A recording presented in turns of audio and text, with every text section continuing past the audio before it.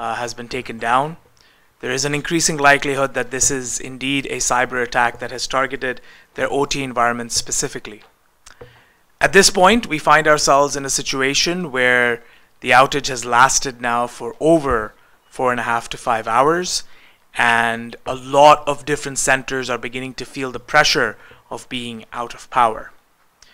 In this module, alongside leaders from across Canada and North America, we will be looking at the critical elements around public awareness and crisis communications and what that means and what are some key action items that we need to be taking away. This is not a session that is specific for the communications department itself. This is a session that impacts all layers of the organization.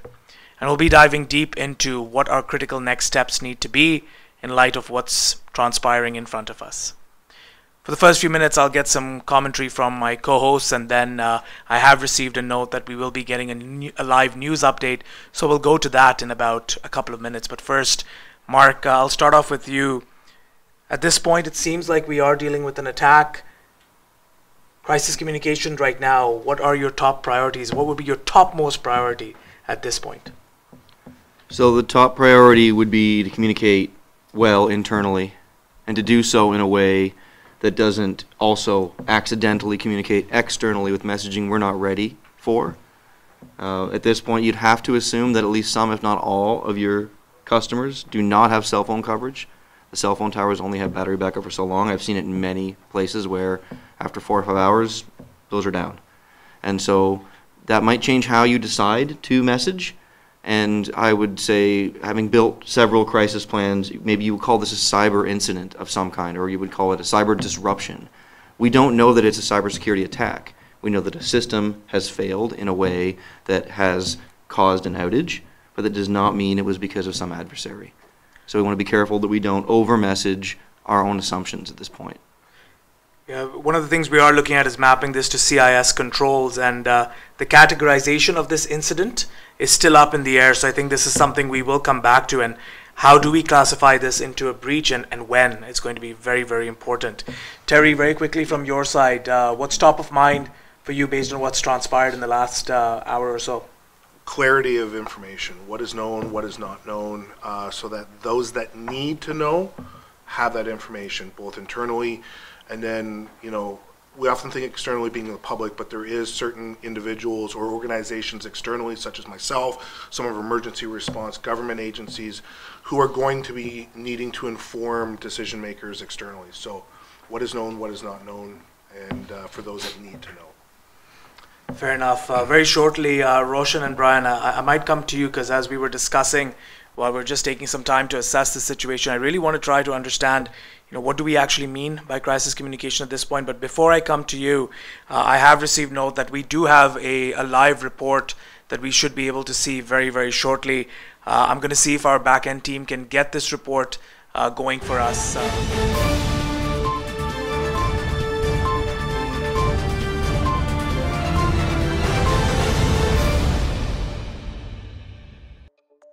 Good evening. I'm Cassandra MacArthur, and we begin tonight with breaking news of a nationwide blackout caused by a cyber breach, leaving millions without power and fueling fear and outrage among citizens. In times of crisis, reliable and constant communications from those in power is crucial. The public is calling for transparency and immediate updates. The government and authorities must provide clear, consistent information to alleviate fears and maintain trust. Officials assure that efforts are underway to restore power and investigate the breach. However, the lack of timely information has added to public frustration. It highlights the importance of crisis communication. Stay tuned to CyberX News for real-time updates. This is Cassandra MacArthur reminding you to stay informed and stay safe.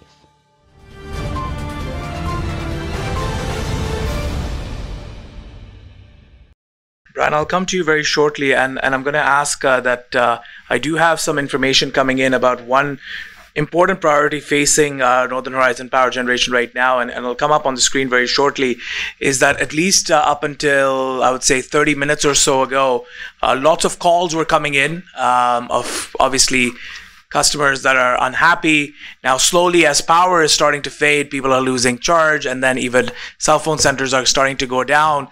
For the last, I would say, bunch of minutes, these are some of the logs. I have multiple more that have come in. There's a lot of complaints that are coming in, and what's even more terrifying is that the wait times exceeded, in many cases, at least 50 minutes at the bare minimum.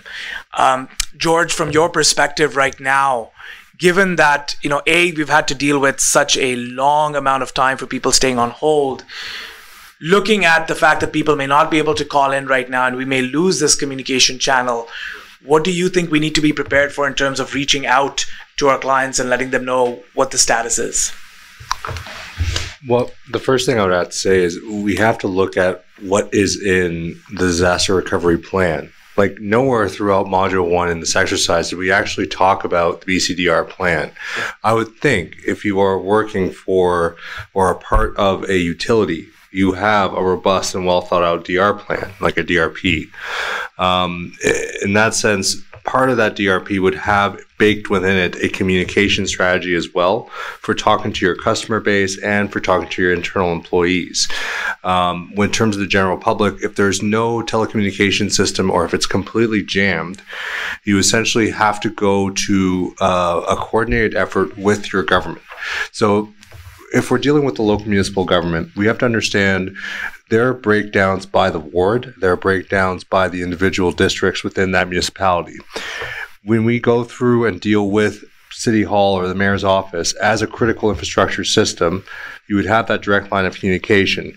You would then use the civil authorities to then articulate messaging about what is occurring right now. And really, the public needs to know, I hate to say it, a bare minimum of what is occurring. You're not going to be giving them minute-by-minute updates.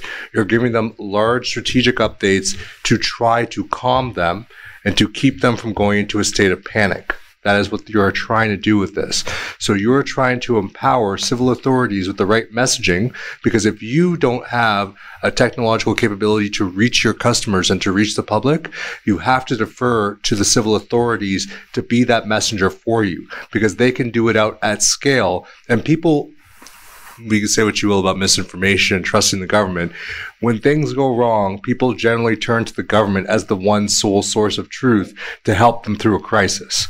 The government can then articulate that information out either through their representatives in each individual community or enclave, or through the police forces, which then act also as liaisons with the population. George, I want to stick to this part about internal communications, and Roshan, I fully recognize that you've expanded communications in terms of there's a lot more that we need to do. But Ryan, I want to bring you into this conversation, because if you just look at the internal piece right now, and George is 100% right, we need to look at the DRP plan, etc. The resources that are required to get the messaging out there at this point, who do you think needs to be the sole person? There is a communications and incident response plan that I'll pull up very shortly. Who is in charge right now from the technical team to getting the right information across? So it's important that we get this information out to the organization, because fear is going to be generated from the unknown. When people are left to their own devices, they're going to imagine the worst. So we need to be able to control that rumor mill. When you have your technical folks working 24/7, as I expect we are during this incident, you're not going to want your technical folks controlling the messaging as well. You're going to need to build those partnerships out with your organization. So when you think about your HR departments, your communications, your PR firms, you're going to want to consult those people before and have these communication plans in practice, and then practice those as well outside of incident, so that these handoffs and communication flows happen seamlessly during these big incidents. Okay. Yeah. I think what you're driving at is, and this is what Ryan's speaking to too, is our technical folks are going to be focused on the problem, but naturally they're also going to get bombarded by, well, what do we say? And if you don't have clarity as to who is going to be accountable or have the roles and responsibility defined, then you do end up with a situation where, for the best of intentions, someone who shouldn't be talking externally or shouldn't be messaging externally is feeling obligated to say something, or they may be responding to a text from a wife or a spouse or a friend saying, "Hey, what the heck's going on?" acceptable use policy, your social media policy is still in effect. And in a crisis, that sometimes is the last thing anyone's thinking about.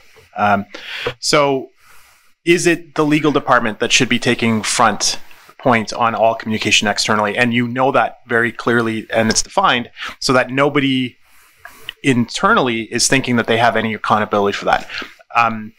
I would think that many organizations probably have that inferred in their DR plan, but who's got a copy of it if your SharePoint's now not available and you remember? So these are some of the issues that we've seen a lot with some of our customers where they have a very well thought out DR plan, but the nuances are forgotten in the midst of a crisis. Yeah, I want to comment to what you said there. At this point, 4 to 5 hours, we have to assume it's already been communicated, right? I mean, people don't have power. So something has been communicated by somebody, whether it's the message we wanted to get out or not. And if you had a BCP plan and if you had a good DR strategy, hopefully you have communications people who actually that's their job, but maybe not. And you need to plan for specific failure events, and then who is notified internally and in what order and what are they told, because you want to get everyone on the same page, because you are going to be inundated with communication requests. And so even your point person, they're going to be too busy, they're going to get to somebody else. So the whole team internally, anyone that could be contacted or could be commenting, needs to be on the same message. And if that's not written down when this starts, then something different has already been communicated. I can add to that, just from an incident response background, that's my background going all the way back, even all the way back to 9/11 in New York City, when we didn't have a lot of this technology to communicate out to the public. We were literally given scripts, or we would help write the scripts as lead investigators, but we were told what to write, what's inbound, what's out of bounds. So if the team was contacted, any of the incident response teams, they're like, people are going to try to contact them or ask them what's going on. So that's the stay on point, the stay on this message. Don't deviate from this, that, or the other thing. You want more information, go here, which is hopefully part of the crisis communications plan. Yeah, at this point, you want to pretend that you're talking directly to the press, right? You want to give yourself your boundaries. You want to say, what do I not say? What are my talking points if I get out of sorts? And what do I want to make sure that I say for sure and say it 3 times? Yeah, exactly. Mark, Amar, you had something to add. Please go ahead, and then I'll be queuing up some important information about the structure of the organization. Please go ahead, Amar. Yeah, I just wanted to add, number one is part of your BCP or incident response. You should have already had pre-scripted statements ready for your communication team to go, especially initially generic statements, because you don't want disinformation. You don't want people running wild going, oh, it must be this. You've got some generic statements already prepared, ready to go. No one's thinking, you're just reacting. And then the second part, there's liability in the things that you say. So legal, you should have your legal team on it immediately to help you craft those statements so you don't put yourself in a predicament where maybe not right now, but 6 months down the road, you're sued for the things that you've said. Really only trying to, communicate, but you've said probably too much and now you're in trouble. So legal is very, very important. Kush, go ahead, please. Yeah, one thing from a municipal perspective, we have to, and when we're working with the other levels of government, sometimes in these circumstances, if it was a normal circumstance, you would be looking at getting clearances, NDA signed with vendors, etc. So we have to consider that we need exemptions. Right? You cannot be asking people to sign NDAs. You can't even communicate with them, and there's no hope to get a clearance done in seconds. So we have to understand the actual situation. We have some trusted parties that we work with from a government and private sector perspective, and we have to take a little bit of leap of faith on that. And then we also have to look at which government entity will be the main source of the communication externally. So it can't be the municipality, the provincial government, and the federal government at the same time. So we have to decide on that. And then the last thing is, in our plan, we need to have alternative methods of communication. So satellite probably being the number one on the list, where you're kind of out of the normal telecom network. And then certain regions in Ontario are building, like police departments have out-of-band communications. They basically have their own broadband. And so they use that for dispatch. They're expanding it out in Ontario. That is a completely separate telecom network than, the other carriers. And then last but not least, we have to look at communicating through the counselors, right, on a very citizen-focused perspective. So the communication could go to them. They can go to their offices, which are in the local community. You leave that open. You make sure you have some enforcement there, like a police officer, etc. And then they can communicate to the local communities. That is one of the methods that correct information can go out. Okay, I do want to come back to this correct information piece. Terry, did you have something that you wanted to add? Well, I was just going to say that highlight the importance that during crisis from a communications perspective, and this is when to build on what Kush was saying with the importance that various levels of government are informed to the scenario. So we often I get the sense often there's focus internally from an organization in its incident response.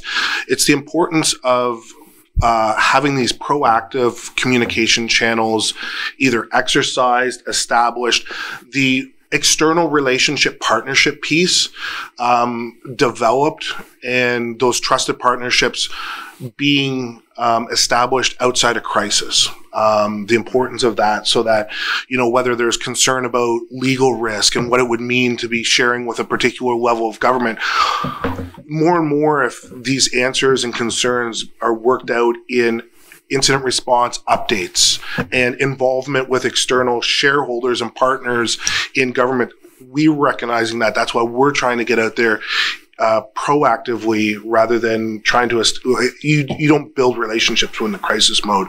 So just highlighting the importance of that collaborative effort in planning and all those external communications before the crisis. I think you guys sorry, Roshan, were you going to go? I think you both nailed something I was thinking about, because the crisis communications platform is going to be more than technology, right? It's the old people process technology thing.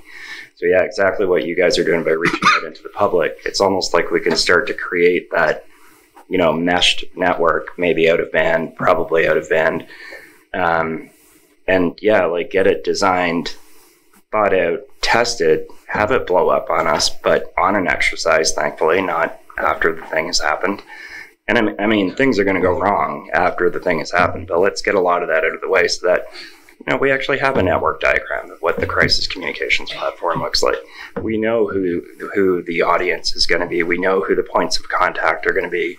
The counselors was a great idea, because they're already in the neighborhoods. And part of my background, like with the Canadian Forces, is I immediately think signals. Let's just get, command center tracks everywhere out there, and we can use that as a, backup of backup of backups. But we can plan for that in this crisis communications platform. And again, not saying platform as a piece of technology. It'll take technology, but let's test all three of those things: people, process, technology, for how we're going to do it. And then how are we going to secure the data, tying it back to CIS-3, data loss prevention, right? That's sometimes we're kind of reaching on how to do that for this. But the things we're going to be communicating are based on data, which is likely going to be intelligence. So what are our sources of information? And let's vet those and protect those as well. Do some threat modeling around the data itself that we need to communicate. I want to come back to this, and Chris and Kelly, I'll be coming back to you very, very shortly. Ruzbe, you had something to add. Yes, so on the topic of communication discipline and keeping away what is meant for the public and what's internally being used by the incident responders, one thing that we need to keep in mind, for an incident of this scale, it is most likely that you will have to bring in additional resources to this that were not already part of your roster. So whether or not you're working with an external managed service provider or incident response team, chances are you need to augment your team. So you need to be able to communicate to them this methodology and the controls and the communication discipline to say, you guys are coming in, and the first time we're meeting, this is the protocols for communication. This is internal. This is external. So bringing those guys up to speed very quickly and without any sort of legal review or paperwork, essentially, just having that mechanisms in place. Okay. Chris, if I can very briefly bring you into this discussion. Roosbe's brought up an important point, and Mark's alluded to this as well, that while we're still working to categorize whether this is an incident, what type of incident, etc., which we'll get into shortly, if there is information that we have, and Terry also spoke about this in Module 1, that this potentially could be nation state, how much is too much to give out at this point to the public?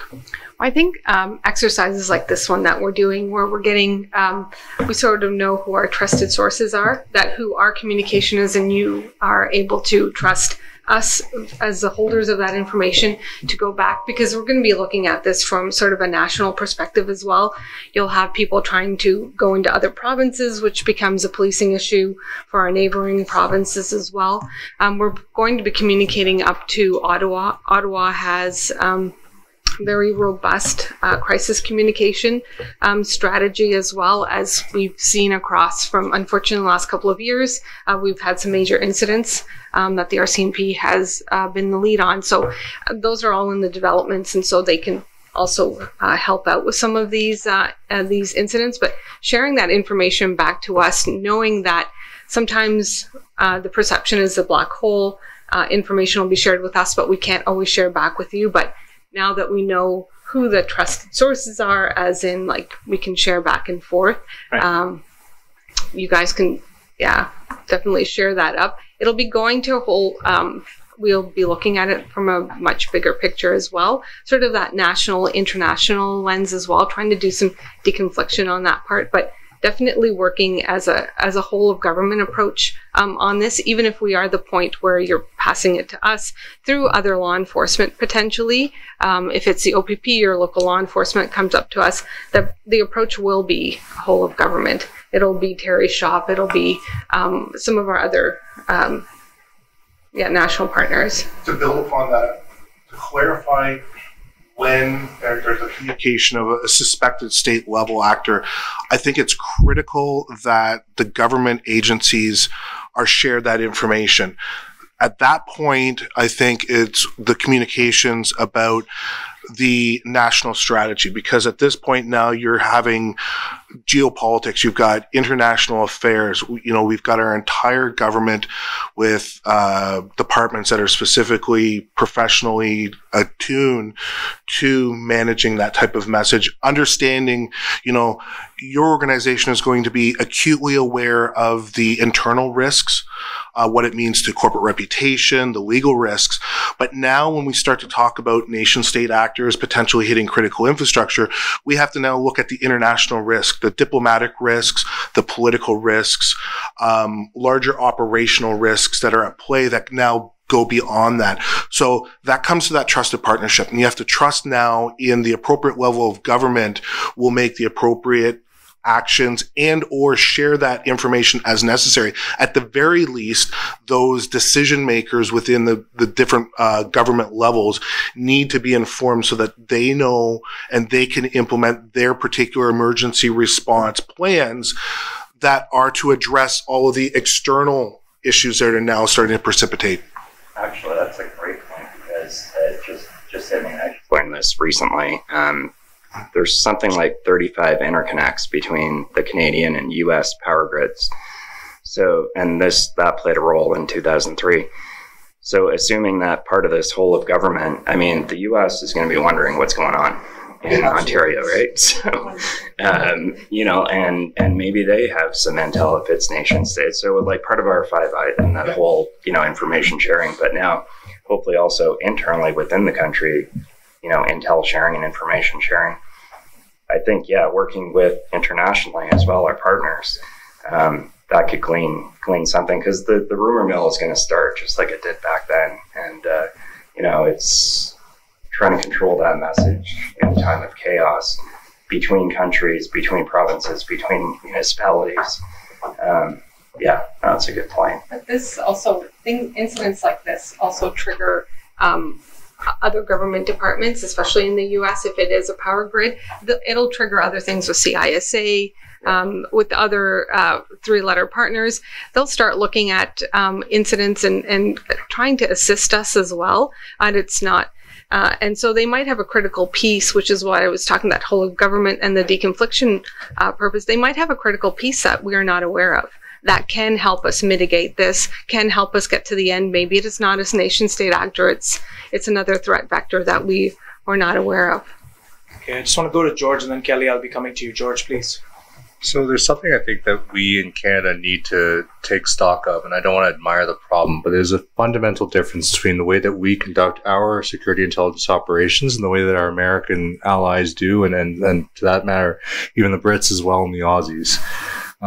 We seem to have an inability to provide a centralized message that is congruent across the board. Whereas when you are dealing with the states, particularly, in a past life, I dealt with integrated operations, dealing with our U.S. partners, particularly out of the NSA. Their message at every level, by the time you got it, was the same. If the Navy put out intelligence, every level of the task force, from the top to the bottom, put out the same message, right? If we got something out of NSA, if we got something out of DIA, it was the same message throughout the board. We, in Canada, we should be mindful to mature ourselves to a point that we can send out unified messaging. Because Ali, you brought up a good point there, and actually Kush talked about it too. Someone needs to come up with what is the actual narrative. Because if we're going to be talking about disseminating information domestically while at the same time informing our Five Eyes partners or our local neighbors of what is happening, there has to be a uniformity in that message. And if there's confusion at the domestic layer, there is for sure going to be confusion if anything goes out internationally. And that's something that I think we could specifically mature in Canada. So to build upon that, I can rest assure you some of that maturity has already probably transpired that you're not aware of in the public realm.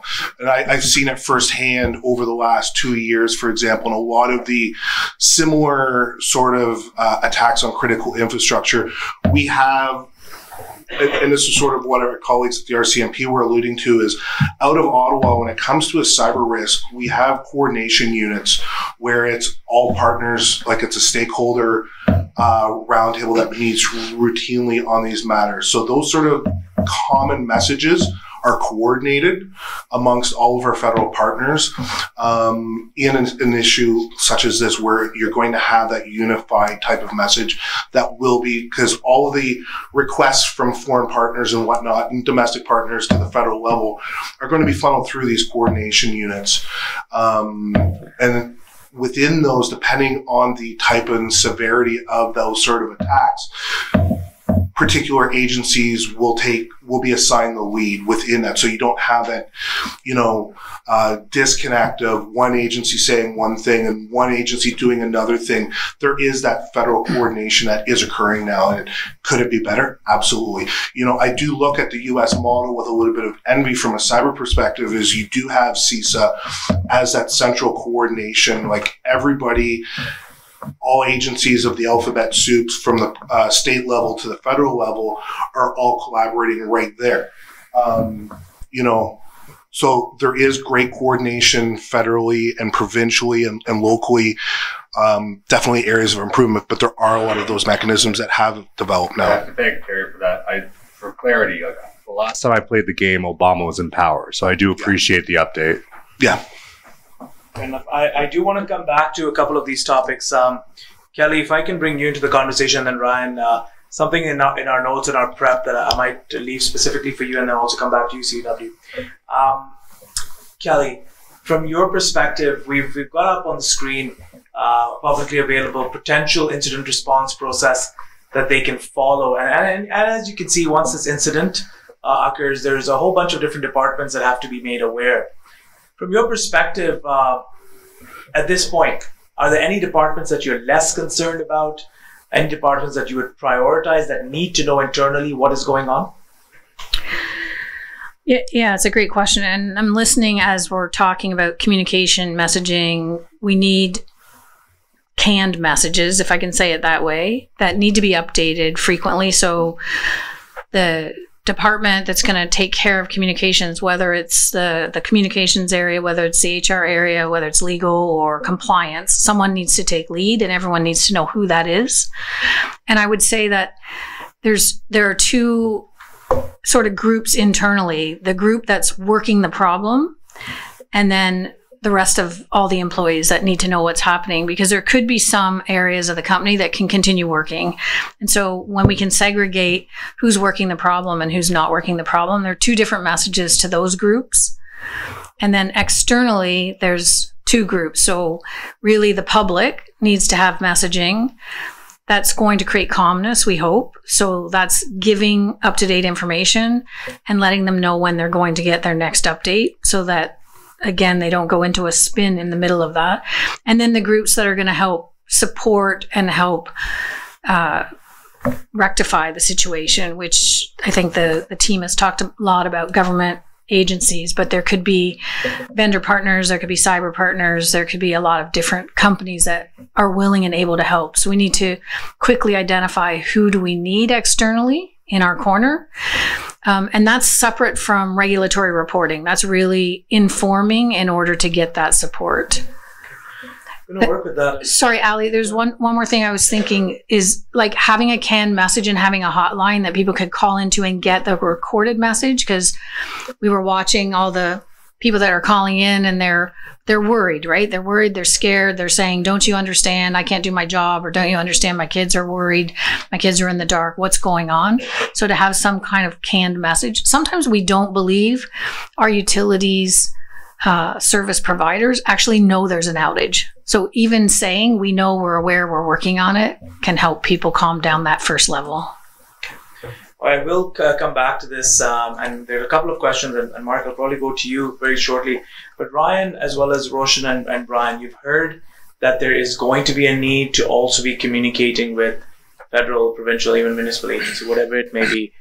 From your perspective and coming in as third-party support, do you feel well equipped that you have what you need, and do you have the processes in place to ensure that you can facilitate those conversations as well?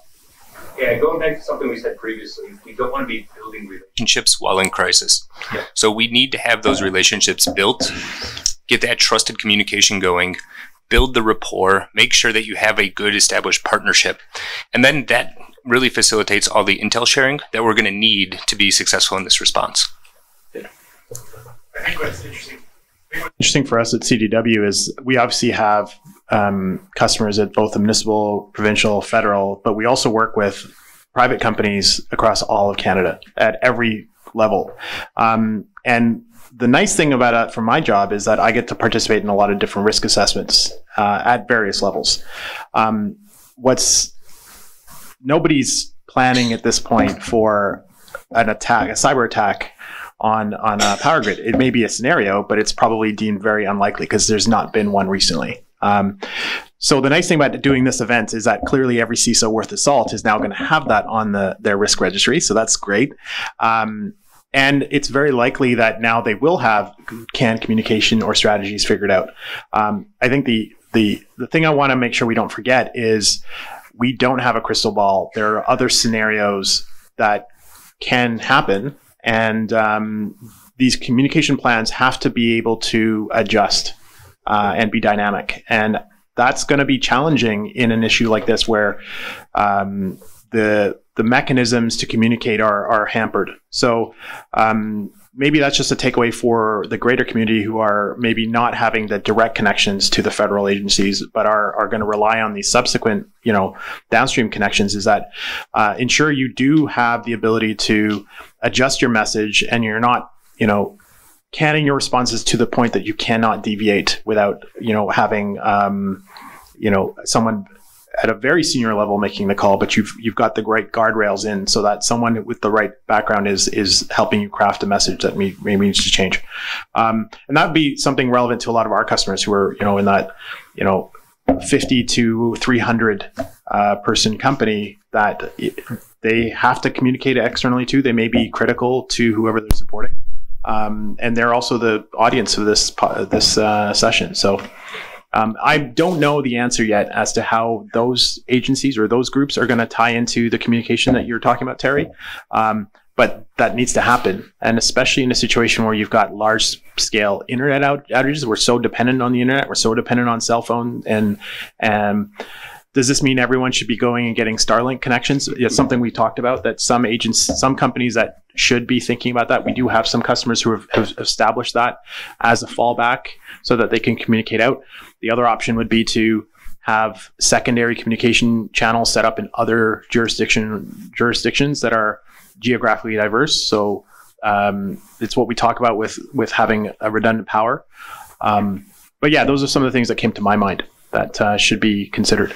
And on that's you just triggered something in my mind that we've all been talking about it, but it's basically the supply chain to make this thing happen. This crisis communications. I'm going to keep calling it platform because I've got no better word for it. But so somebody mentioned clearances, and I was like, didn't think of that, but yeah, that would be super annoying when we're trying to get going. Like, never mind trying to get partnerships going. Now we got to get clearances, those for private sector now have to be tied to a project. So let's get that sorted out before we get into actually trying to do all the work, right? So it's almost like we could set this up as a project in advance, and to test it, we could, get the thing going. It reaches down from federal to provincial to municipal to the private sector, maybe through companies like ours, like MSSPs, because we have reach into all 4 of those domains.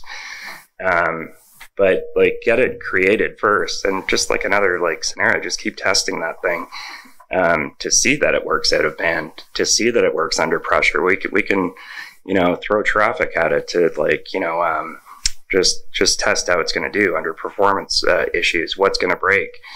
That's talking more of the technical, but there's also a lot of people in process and the technology around that. But I think it would solve for all those administrivia annoying things, because I got to tell you, during 9/11, we just ran around and did things, right? Like everybody did. And then it was like, oh, what's FBI saying? I don't know. It doesn't matter. Just keep running and getting command centers up. Everybody's putting command centers up. None of them can talk. And then it's just trying to get them to talk. That turned into a whole project unto itself. So there's a lot of stuff we could have avoided. We didn't know. Obviously, we didn't plan for any that big of a thing happening. But that's kind of what we're doing here.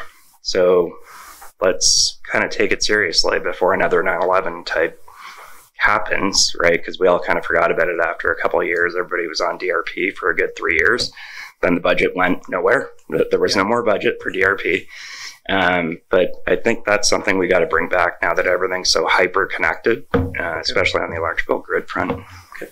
So one of the things that I wanted to add is, and Mark, this is something we looked at in preparation, is the decision trees. From a comms perspective, there are certain decisions that have to be made right now. So we've been looking at what needs to go out to the public, what happens internally as well.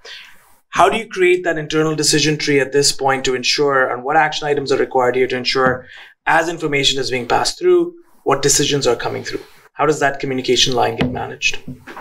So hopefully you're not creating it now. Yeah. But let's assume you are. You'd need to figure out who your point person for the incident is. You probably want to put someone in charge of the incident overall, and they're going to delegate tasks with a central line of thinking to the appropriate people, probably the business owners in different lines, right? So you have a customer come in and they're upset because they don't have power, and they're waiting on the phone line for 2 hours. They're so frustrated they came to see you, and here's what they're going to say. They're going to say, why is my power out? When's it going to be back? And do you know anyone that rents generators? Because I want to get power in my house. So having proactively gone out and figured that out with your frontline staff is a totally different messaging to, I think it was Kelly's point, you want to have a different message depending on what practical problems are going to be solved in each unit. And that person who's in charge of the incident should be worried about that. So you absolutely want to have sort of a chain of command for the event. And hopefully you define, here are my X, Y, and Z disasters that could happen. Here's my team for each one of them. Have that lined up ahead of time. Here's my canned messaging for each one of those, internal, external. And then that probably 5-hour exercise, as poorly as you would do it in 5 hours, would save you hundreds of hours once the incident hits. Because I can tell you, I've talked to 3 different health authorities before this thing, just prepping for this thing. 3 different health authorities on the West Coast. They are all planning on doing it differently. So when I said, how are you going to talk to this health authority? Don't care about those guys right now. We're just focused on ours. And that's going to stay like that through the entire thing, right? So getting that, it's again just the planning part. We're not figuring it out at the last second. Starlink, that's where I found out they're all using Starlink because nobody's kind of given them a better option. So they all went out and got Starlink contracts, right? So hopefully that works. But yeah. Yeah, Kush, a few more action items have come up, but Kush, why don't we go to you and then we'll proceed, please. I think what's important, we must take lessons learned from the recent COVID pandemic. And one of the things that occurred is that there's a lot of misinformation that was going to the public, and many decisions and the opinions of many Canadians was, skewed. And we have to make sure that in a cyber crisis, the cyber folks are the ones articulating facts and not specific politicians pandering to the information and adjusting it because of party affiliations. Now, we as Canadians sometimes have a short memory, and what we need to do is have the long memory. We need to be elephants. And so we need to keep Canadians at the forefront of our minds. Our citizens, Canada comes first, right? So we have to focus always in every crisis. We have to focus on the people.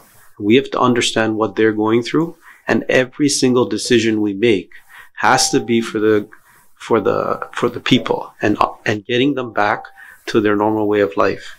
And then what we really need to do, and we haven't spoken about it too much, but when we have a crisis this big, we need to appoint an independent person that has authority, given authority, potentially deputized, to make all the decisions, right?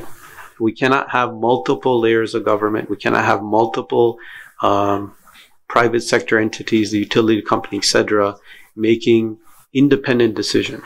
And so we would have to quickly build up someone or some entity with authority. So, Kush, if I'm hearing this correctly, you're suggesting that although this can't be done at this moment, dealing with the situation that we have, that if there was a third-party body that could assume communications and engagements in such a scenario, you think that that would be a more effective approach? I believe having an independent body that is not going to be swayed by political parties is definitely the right way to go when it comes to a crisis. And in the stage that we're in this crisis, we're right up front. And now we're at an inflection point where if that power doesn't come back on, we're going to see some additional disruptions in society that we do not want. And the escalation from being calm, right, to hey, I need to survive and I need to do what I have to do for my family, that could take, within that day it could happen. Because as soon as your cell phone battery runs out, so even if the telecom, carriers are down, but if your cell phone works, or some folks have alternative methods, as soon as that power runs out, now you're going to start thinking, hey, I need to take a walk down the street to the convenience store to get my son, to get my baby some milk. And then that's when we're going to see some things that are negative and are going to directly impact, safety of Canadian citizens. No, go ahead. I keep thinking the lessons learned that we never do, or we do for a couple of years and then we kind of forget about it seems. But bringing those lessons back. But you mentioned a couple things on the communications and the, second, third order sort of effects that'll potentially happen. I find that the social sciences are not really involved in much when we plan for pretty much anything, disaster recovery or business continuity. So things like psychology, right? What is this message going to do? I know we don't have a ton of time to write a doctoral thesis on things, but having folks involved to kind of take a look at, okay, how's this going to work? As this message goes out, and I just bring it back to threat modeling based on my world, but threat modeling around the message. Is the message now going to give us a hard time later on? Or is this message too confusing and it's going to spawn 18 different conspiracy theories? So I know it's probably not a big part, and it's definitely not something I specialize in, but it's something I've seen lacking in almost all critical communications, going back through my entire career. It's great that we have people speaking. They're not experts in the field, or maybe they were at one point, but they're not now. They're politicians. They're doing things. right? And they're talking, but there seemed to be that, because the 5 C's plus A of crisis communications, one of them is compassion, right? And so if we had like psychologists actually involved, it might be a bit of a tangent, but I think it's something we should consider given its communications among people. So it made me think of that. So thank you. Bruce Bay, please.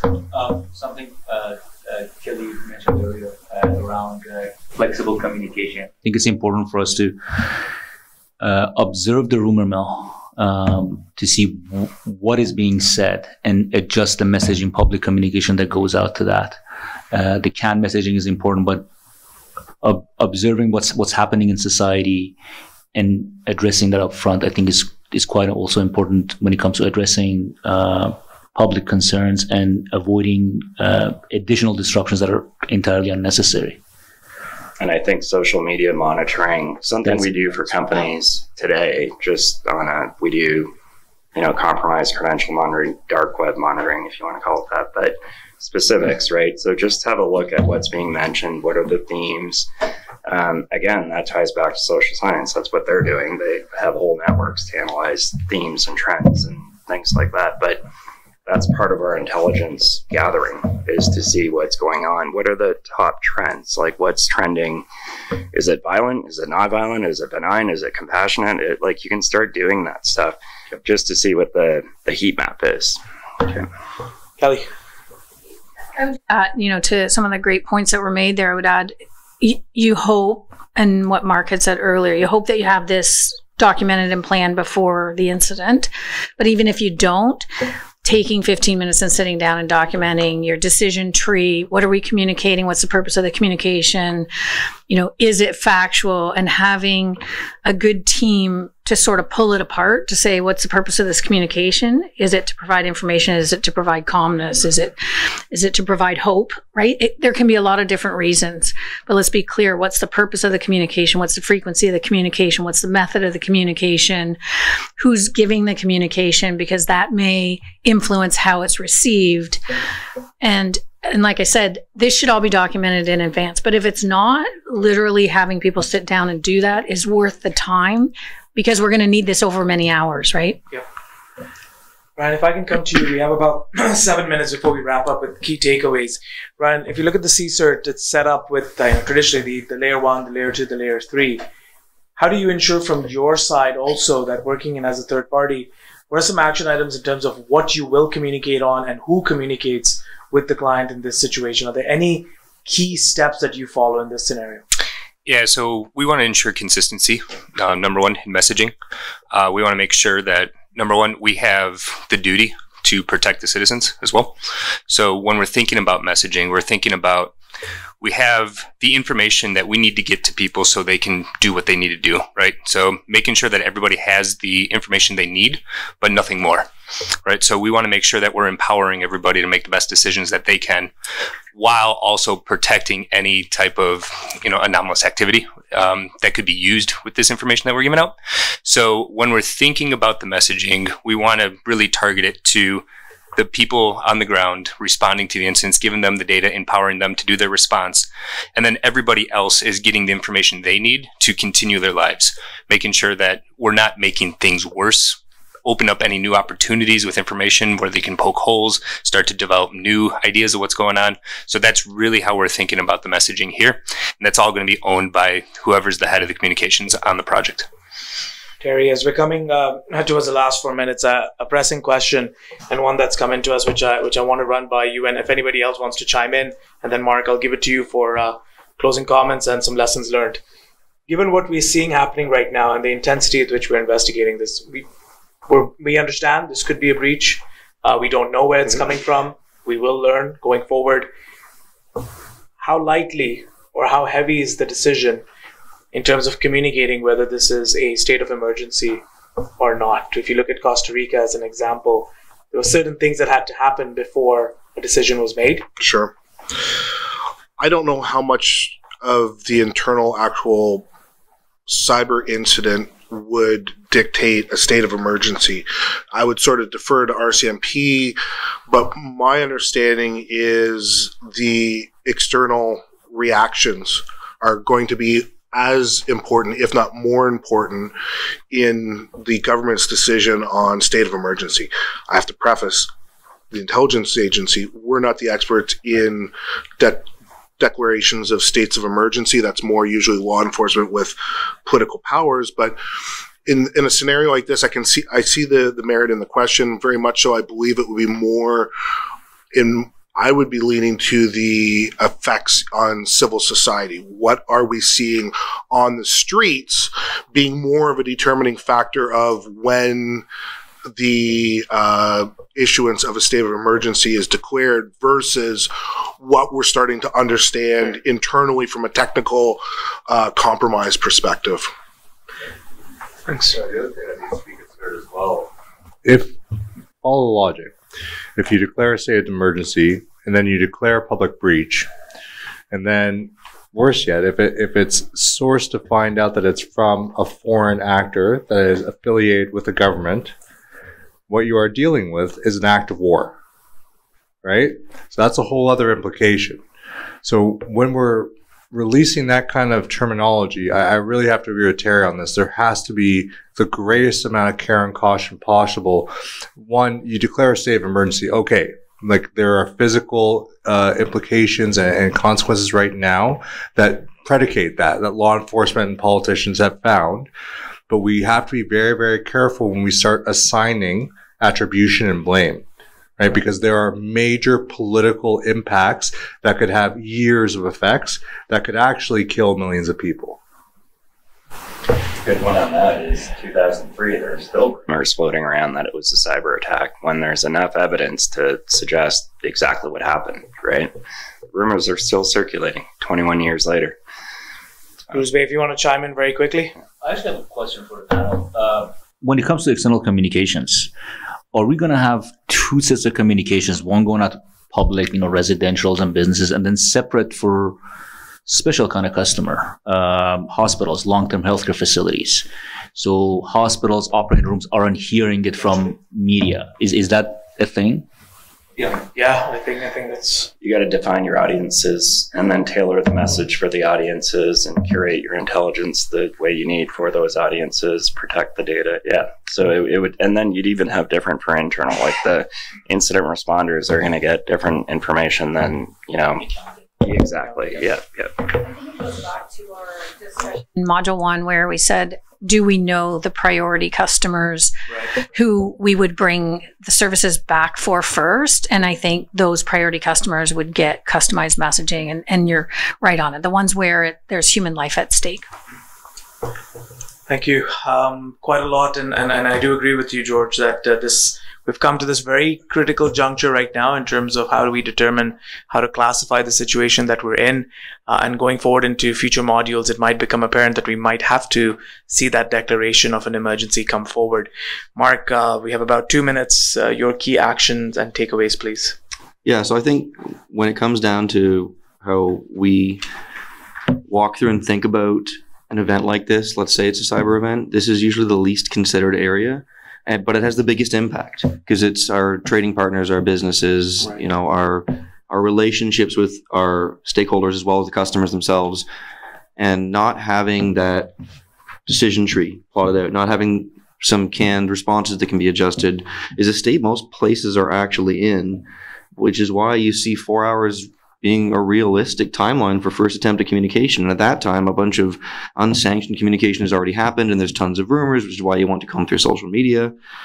But it would be a lot better if we said, hey, we know there's a problem before they notice. But usually you end up hearing from your customer, which means your unprepared customer service group, the frontline staff, get the brunt of the question that maybe they aren't even aware of. There's a bunch of acronyms in our industry. And one of them I was thinking about is the IESO, or the Independent Electricity System Operator. They manage most of the grid that is outside of the distribution utilities. And they have a program called Project Lighthouse, which is similar to CCTX, or the Cybersecurity Threat Exchange, if you're familiar with that. By October of this year, all distribution utilities will have to share metadata about their overall network traffic in a centralized place. It was already an optional thing that many are doing, and that allows collaboration across different companies, because if this is happening to one, it might be happening to 10, it might be happening to somewhere else, maybe not even in Canada. And then there's a future opportunity, but also looming threat coming with a bunch of other acronyms like DSO and DER, which is Distributed Energy Resources, and Distributed System Operator.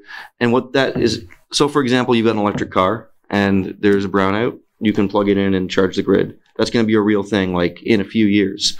And then there'll be this, instead of top-down power from the generator down to the customer, it'll be a many way to many way, and you could end up receiving payment for generation or battery storage that you have at your house at a different rate. Some of these are already in pilot projects. All of these things have computers inside of them, and all of them are going to be something that could be compromised and will now be central and plugged into our grid. So the likelihood of needing this decision tree and plan and being ready for the crisis communications is going to only increase exponentially. Okay. Thank you. With that, to all those that are watching, firstly to the group that's here, thank you for joining us. To those that are watching, we'll continue with another video on utilization of a tool in this situation. And we will be back shortly after lunch as we delve deeper into this breach and its impacts specifically on emergency services and healthcare. Thank you for staying with us, and we will see you very shortly.